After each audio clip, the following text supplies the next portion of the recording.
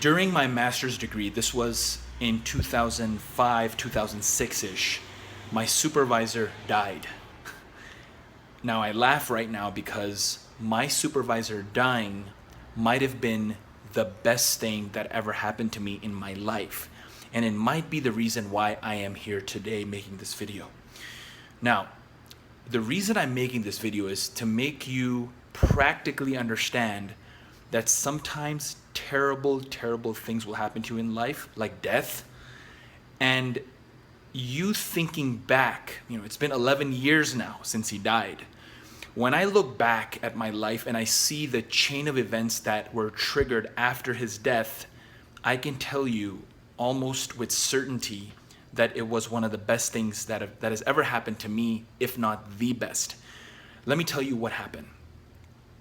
So when I started my master's degree, I handpicked Dr. Angel Alonso because the supervisors that he had in his academic career were outstanding. So he was supervised by this guy named Rodolfo Linas, who's at NYU now. And Linas was supervised by Vernon Mountcastle. Mountcastle's like this badass genius gangster scientist who discovered the columnar organization of the cortex, that fact that the brain is organized into columns. Like in the visual cortex, if you look, there are different columns for different directions that a human being or a monkey or a cat or a rat sees, right? And what happens is the direction changes just by a bit as you move from column to column. It's outstanding stuff. Anyway, so Dr. Alonso came from this progeny. So I handpicked him.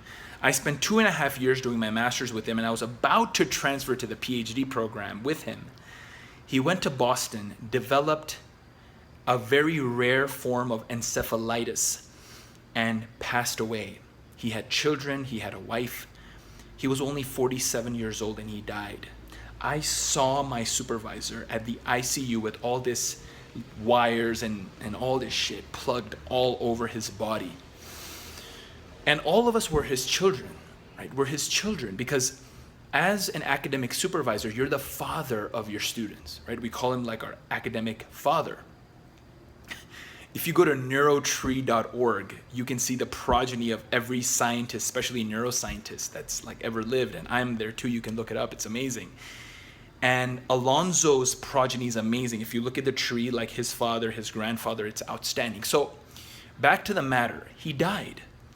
And I was without a supervisor. I didn't have a person to do my PhD with.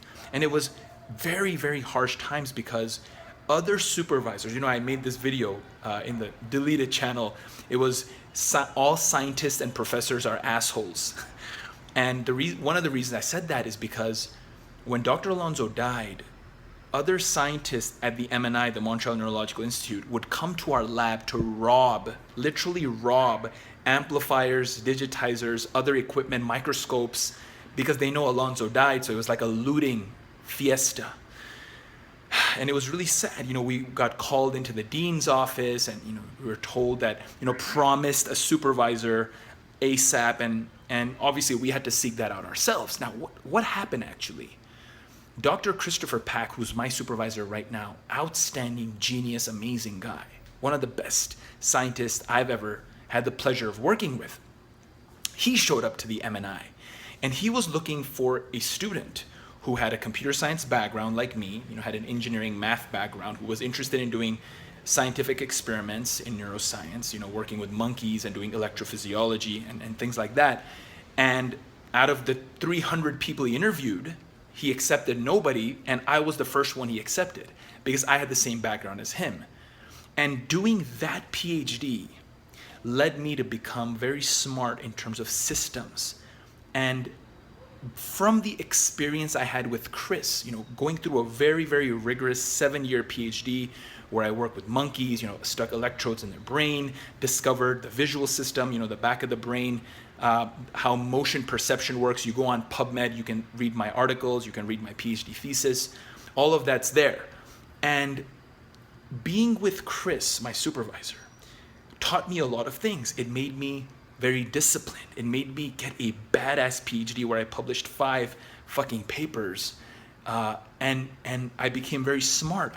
was able to manipulate information in my brain and think very deeply about subjects, mathematically, scientifically, and present that data all over the world. I've been to Europe to present stuff, obviously in America, Canada, and I'm very proud of this accomplishment.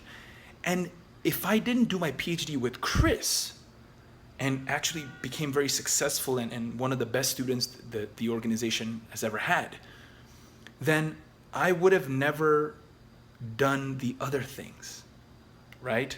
So, joining RSD after my PhD and then going to Elliott Hulse and all of these things, all of my life's goals, my life's aspirations, my life's vision would have never been realized, or I would have never been on this path to reclaiming my masculinity unless that one event was triggered, which was the death of my supervisor. And, I look back, like, all the hardships that I underwent in my PhD, having social anxiety and not being able to have a girlfriend and, being very sexually frustrated and so on. That experience of working 14 hours a day, 7 days a week, and really accomplishing amazing things, being very happy with my accomplishments, being in that academic scientific bubble, it made me realize that I was missing a lot in my life. But if I would have stayed with Angel Alonso, I would have never had the freedom to do all the crazy shit I did towards the end of my PhD, like travel around to do business cases, go to RSD events.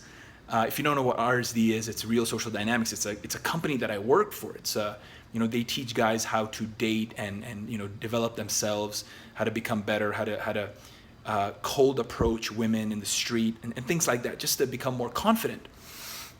And I did that, and through that I met Elliott Hulse to work on my fitness and understand how to breathe, bioenergetics, how to meditate, how to lift weight, nutrition, all of that, all the books I read with Hulse, and then Doc Testosterone happened after that, right? It's really mind-boggling. Like, I'm getting goosebumps right now. It's this whole life pretty much revolved around that death. And it's profound. So what I want to leave you with here is, if something really bad happens to you, look, man, a lot of bad things happen to us, right? This is not the only bad thing that's happened in my life, right? I mean, look, the recent events, the thing that happened last week, channel getting deleted, it's nothing. It's literally the, 187th worst thing that's ever happened in my life. I mean, I've seen a lot, man. Like, when my parents came here from Pakistan, my dad was a doctor there. And when he came here, he tried to take some exams and he couldn't pass them because it's been like 20 years since he had studied. And instead of practicing his MD, he had to work in a grocery store and in a cleaners and in sandwich shops. And my mom had to work 12 hours a day at a cleaners, right? And like, we struggled a lot, man. I remember all those times where we had to, do like immigration type shit and fight for citizenship with America and all of these crazy things that we've done, that I've gone through in my life. The social anxiety, the not being able to talk to girls, being insecure. I mean, there's a lot of insecurity still in me, right? Like, when I read some YouTube comments, it actually really hurts me.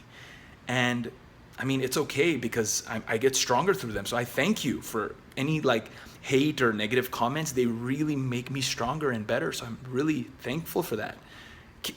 Honestly, like, thank you. And so I just wanted to let you know I'm good, man. Like, all of you who have told me amazing things and that you got my back and that you support me, and thank you so much. I really express gratitude towards all of you.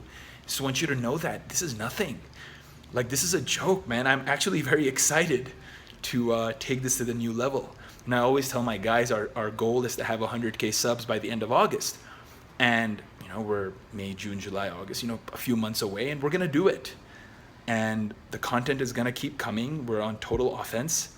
Very happy. We're going to bring all the old videos back because I have a backup of everything. Remember that. I'm a fucking nerd here. You know, I didn't get my honors computer science and engineering degree and my master's and PhD in neuroscience to not know how to back up data. So I have 2 backups of everything. Don't worry. Everything will come back. Everything.